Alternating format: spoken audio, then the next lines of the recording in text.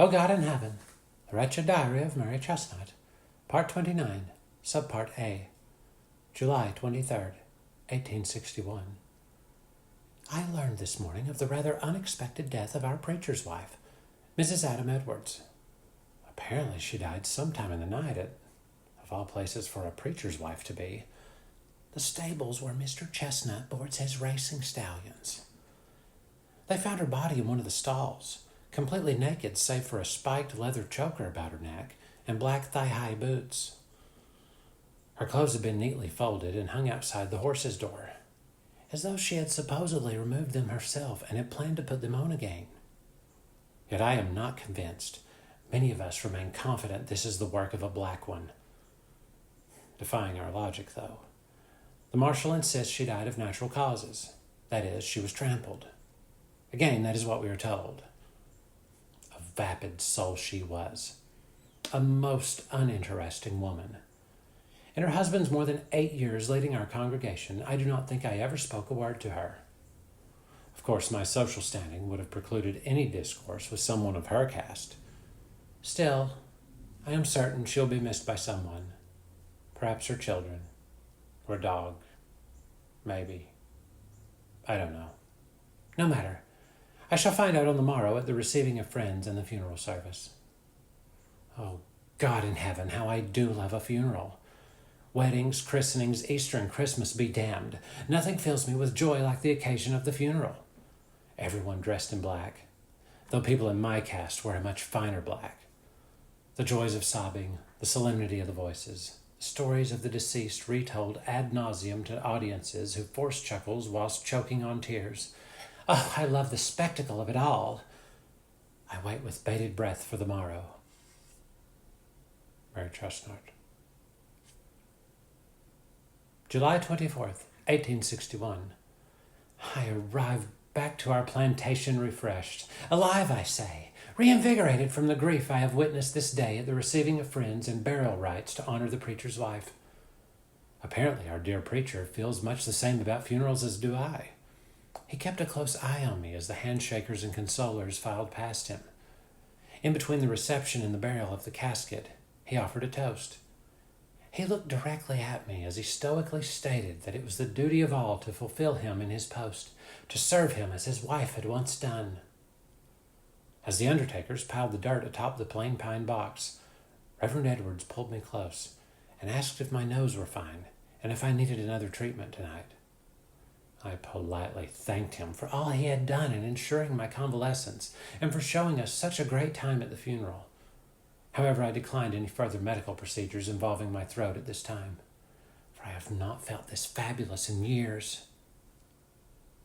Mary Chesnut. July 25th, 1861. Mr. Chesnut's mother is very old indeed, 80 or 90 something. I do not know her age, nor frankly do I care. I have found that she, like most of the elderly, is nothing less than abhorrent, and her stupidity is directly proportional to her years. Mathematically, that makes her the most idiotic person I know. It would be my greatest pleasure to inform her of such. But alas, she is both deaf, so I can't tell her, and nearly blind, so I can't write her. Unfortunately, however, oh God in heaven, she is not mute. As Mr. Chesnut and I were entertaining a host of important guests this evening, his miserable mother made an unexpected appearance. She had apparently escaped from her third-floor keep, a secure place in which I hold her sequestered under lock and key. Shifting about the party in her slippers and wrinkled nightgown, her hair was disheveled, flat on one side and teased out in thin white poofs on the other. Her head looked as though it had been set afire, the blaze having been immediately smothered before it could do us all the justice of boiling the life from her shriveled, wretched corpse. This hateful old woman, even under normal circumstances, is loud, obscenely so, a thing I attribute to her deafness. She appeared in the doorway, shouting for water. One of Mr. Chesnut's friends offered her moonshine through a funnel instead. Thus, having drank to excess in less than a minute, she became even more audible than her usual. Desirous of keeping up the appearances of a happy family, I held my composure. Feigning I was ignoring her, I watched her furtively behind my fan as I chatted inattentively with a group of ladies. Ladies, I might add, who were quite jealous of my superior position, even though they are in a high social caste of their own, just not as high as mine. I digress. Anyway, watching the old Mrs. Chesnut approach a group of officers, I could no longer show my restraint. I knew she would state something wholly unpardonable. She did. Just as I arrived, she boomed in her haggard voice, "I think President Washington's house and Mount Vernon should be split.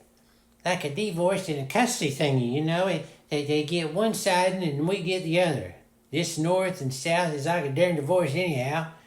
President Washington, he was the founder of both countries, and we should split that house right down the middle, because it belonged to all of us." And her opinions were horrible.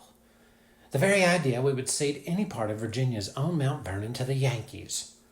One of my primary reasons for supporting the war was so I could one day live in that house. I knew I must take it upon myself to stop her mad ideas. Trotting to where I could stand next to her, I pretended to faint, dropping my champagne and holding my gloved forearm to my forehead, as is proper in fainting etiquette. I let out a conspicuous sigh and threw my body into hers. The two of us fell into a heap upon the floor. Lying there as I was, motionless, eyes closed, I heard them revive the old hag with my smelling salts. My smelling salts! They offered me none. No one paid me any attention. I was left to fake recovery myself some moments later. Thankfully, though, that ended all discussion of Mount Vernon for the time being. Mary Chesnut.